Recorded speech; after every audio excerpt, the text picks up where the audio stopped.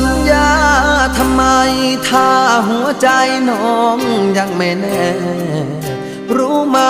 ใจพี่อ่อนแอเป็นโรคแพ้สัญญาลอย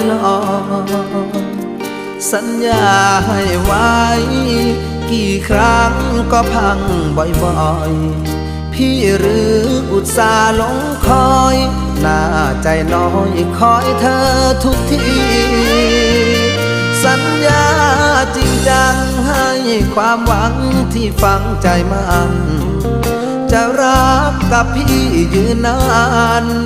ปากหวานยืนยันทั้งปีแต่งงานเมื่อพร้อมอย่าหอมยอมใจรักพี่ผลลัพธ์ก็คือช้ำฟรี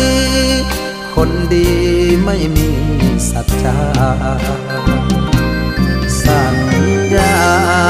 เอ่ยมาแล้วก็ลาจากเหลือไว้เพียงซากกากคำหวานบั่นทอนชีวา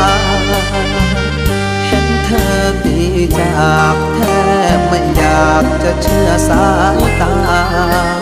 พี่เสียดายเวลาที่คอยหาแล้วมา